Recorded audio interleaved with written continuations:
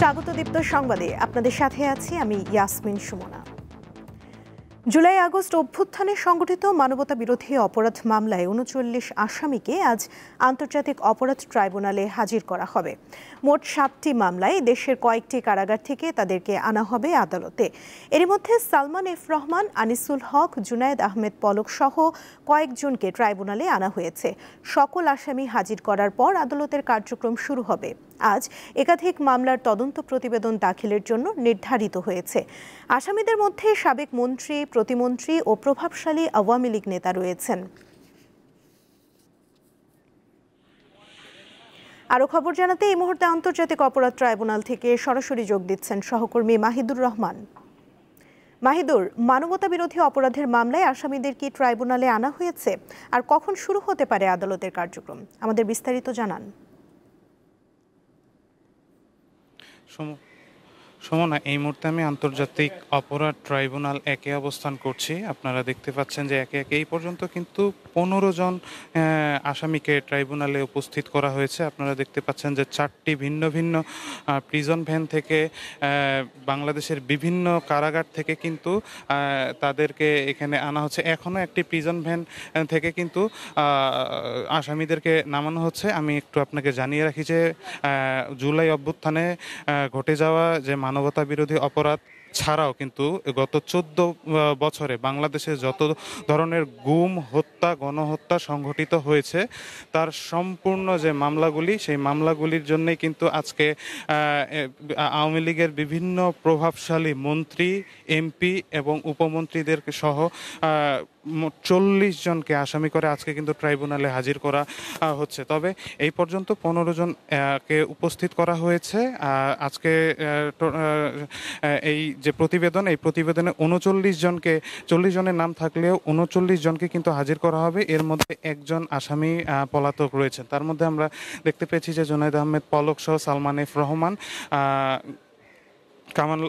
কামাল মজুমদার সহ কিন্তু 16 জনকে এখনো পর্যন্ত উপস্থিত করা হয়েছে। তবে এই আমরা ট্রাইব্যুনাল থেকে জানতে পেরেছি যে সকল আসামিকে উপস্থিত করার পরপরই কিন্তু আজকের যে ট্রাইব্যুনাল 1-এর যিনি চেয়ারম্যান গোলাম মুর্তজা মজুমদার, তার নেতৃত্বে কিন্তু এর বিচার কাজ শুরু হবে এবং ভিন্ন ভিন্ন মামলায় কিন্তু বিভিন্ন জনকে উপস্থিত করা হবে এবং তারপরেই যে নির্দেশনা আসবে সেই নির্দেশনার পরবর্তী শুনানি কি হবে সেটি আমি সুমনা আপনার মাধ্যমে জানিয়ে দেব। তবে আরেকটি গুরুত্বপূর্ণ তথ্য আমি জানিয়ে রাখি যে আজকে যে 40 জনকে এখানে উপস্থিত করা হয়েছে সেটার জন্য কিন্তু আজকে ট্রাইব্যুনালে আলাদা করে বিশেষভাবে অতিরিক্ত পুলিশ মোতায়েন করা হয়েছে নিরাপত্তার স্বার্থে এবং কোনো সাধারণ মানুষকে ট্রাইব্যুনালের ভেতরে প্রবেশ করতে দেওয়া হচ্ছে না।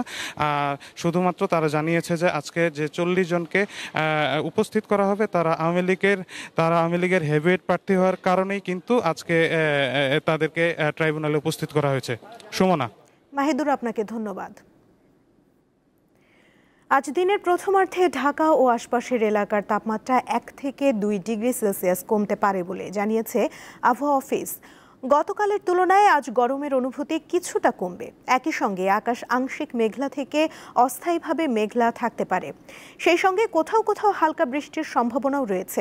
রোববার সকাল 7টা থেকে দুপুর 12টা পর্যন্ত আবহাওয়ার পূর্বাভাসে এসব তথ্য জানানো হয়েছে। এতে বলা হয়েছে সকাল 6টায় ঢাকার তাপমাত্রা ছিল 28.8 ডিগ্রি সেলসিয়াস, যেখানে গতকাল সর্বোচ্চ তাপমাত্রা রেকর্ড করা হয়েছিল 35.3 ডিগ্রি সেলসিয়াস।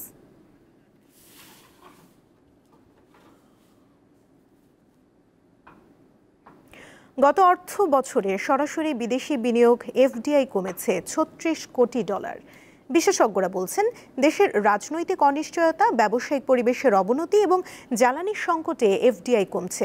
তাই রাজনৈতিক অনিশ্চয়তা কমিয়ে বিদ্যুৎ ও জ্বালানি পরিস্থিতির উন্নতি করার পরামর্শ তাদের। দেশে সরাসরি বিদেশি বিনিয়োগ বা এফডিআই 2022-23 অর্থ বছরে এসেছিল $1.46 বিলিয়ন। এর পরের বছর অর্থাৎ 2023-24 এর পরিমাণ কমে দাঁড়ায় $1.27 বিলিয়ন। 2024-25 অর্থবছরের প্রথম 10 মাসে এসেছে $910 মিলিয়ন। ফলে সরাসরি বিদেশি বিনিয়োগের একটি নেতিবাচক ধারা অব্যাহত রয়েছে। অর্থনীতিবিদ ও ব্যবসায়ীদের মতে বিনিয়োগের এ ধারা অব্যাহত থাকলে শিল্প উৎপাদন, কর্মসংস্থান ও সামগ্রিক অর্থনীতিতে ভয়াবহ নেতিবাচক প্রভাব পড়বে। এ অবস্থায় রাজনৈতিক অনিশ্চয়তা কমিয়ে বিদ্যুৎ ও জ্বালানি পরিস্থিতির নিরবিচ্ছিন্ন সরবরাহ নিশ্চিত করার পরামর্শ বিআইডিএস-এর। ভিয়েতনামের সাথে একটা নেগোসিয়েশন আমেরিকার হয়ে গেছে, আশা করব বাংলাদেশের সাথেও হবে। সো এগুলো পরিষ্কার হওয়ার পরে এফডিআই এগুলোকে মুভ করানো যাবে। কোনো সেক্টরে এফডিআই ডিপেন্ডেন্ট অন এনার্জি। আমার এনার্জি সাপ্লাই যদি নিশ্চয়তা না থাকে, শুধু এনার্জি সাপ্লাই বলতে ইলেকট্রিসিটি না, আমি বলবো কোয়ালিটি অফ ইলেকট্রিসিটি। দেশি বিনিয়োগ পরিস্থিতির উন্নতি হলে বিদেশি বিনিয়োগও বাড়বে বলে মনে করে সিপিডি। পাশাপাশি বৈদেশিক মুদ্রার মজবুত রিজার্ভ করার পরামর্শ গবেষণা প্রতিষ্ঠানটির। গ্যাস এক্সপ্লোরেশন বাড়ানো, যাতে গ্যাসের সরবরাহ বৃদ্ধি করা যায়, নবায়নযোগ্য বিদ্যুতের ক্ষেত্রে আকর্ষণ তৈরি করা, যাতে বিদ্যুৎ সরবরাহ বৃদ্ধি করা যায়, এবং বৈদেশিক মুদ্রার রিজার্ভের ক্ষেত্রে একটা স্থিতিশীল পরিস্থিতি আনা। বাংলাদেশ ব্যাংক বলছে দেশের বিনিয়োগ ভালো অবস্থায় রয়েছে। জ্বালানি সংকট মোকাবেলা করা গেলে বিনিয়োগ সংকট কেটে যাবে। ইনভেস্টমেন্টটা এখন একটা পজিটিভ ধারায় আছে। অন্তত বিদেশের কাছ থেকে যে সিগন্যালগুলো আমরা পাচ্ছি যে অনেক গ্লোবাল প্রতিষ্ঠান আমাদের দেশে বিনিয়োগ করতে আগ্রহী, কারণ তারা এই 17 কোটি লোকের 17.5 কোটি লোকের দেশ, যেখানে একটা কমপক্ষে 5-6 কোটি আছে মিডল ক্লাস, অর্থাৎ এরকম একটা মিডল ক্লাসের বাজার অবশ্যই একটা আকর্ষণীয় বাজার। বিনিয়োগ বাড়াতে বন্দর অবকাঠামো উন্নত করার পরামর্শ অর্থনীতিবিদদের। শাহরিয়ার ইমন, দীপ্ত সংবাদ, ঢাকা। আন্তর্জাতিক প্রসঙ্গ। ফিলিস্তিনের অবরুদ্ধ গাজা ভূখণ্ডে মানবিক সহায়তা বন্ধ ও ইসরায়েলি অবরোধের মধ্যে অনাহারে 35 দিন বয়সী এক শিশুর মৃত্যু হয়েছে। চিকিৎসকদের বরাতে আন্তর্জাতিক গণমাধ্যম জানায়, গাজা সিটির আল শিফা হাসপাতালে খাদ্যের অভাব ও অপুষ্টিতে শিশুটির মৃত্যু হয়। এই শিশু ছাড়াও শনিবার অনাহারে আরও 2 জন মারা গেছে।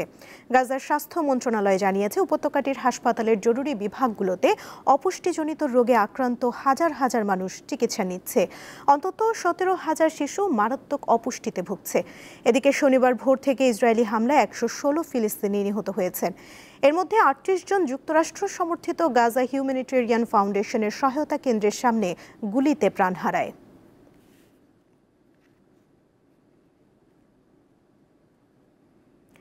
প্রায় 20 বছর কোমায় থাকার পর সৌদি আরবের প্রিন্স আল ওয়ালিদ মারা গেছেন। গতকাল এই তথ্য জানিয়েছেন তার বাবা prince Khaled bin Talal. Gulf News জানায়, 2005 সালে লন্ডনে গাড়ি দুর্ঘটনায় আহত হন ওয়ালিদ। সেই দুর্ঘটনায় তার মস্তিষ্কে গুরুতর আঘাত ও অভ্যন্তরীণ রক্তক্ষরণ হয়। তখন তার বয়স ছিল 15 বছর। তিনি লন্ডনের সামরিক ক্যাডেট হিসেবে পড়াশোনা করেছিলেন। এরপর থেকে প্রিন্স আল ওয়ালিদ রিয়াদের কিং ফয়সাল স্পেশালিস্ট হাসপাতালে কোমায় ছিলেন। এ কারণে ঘুমন্ত রাজকুমার নামে পরিচিত সৌদি রাজপরিবারের এই সদস্য।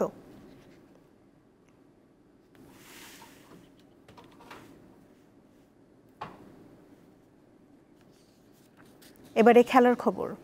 বাংলাদেশ পাকিস্তান টি-20 সিরিজের প্রথম ম্যাচ আজ। মিরপুরে ম্যাচ শুরু হবে সন্ধ্যা 6টায়।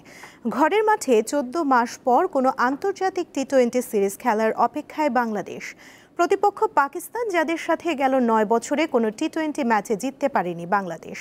পাকিস্তানের 16 সদস্যের স্কোয়াডের 9 জনেরই বিপিএল খেলার অভিজ্ঞতা আছে। শনিবার সকালে রাজধানীর একটি হোটেলে উন্মোচিত হয় 3 ম্যাচ টি-20 সিরিজের ট্রফি। বাকি 2টি ম্যাচ অনুষ্ঠিত হবে 22 ও 24 জুলাই।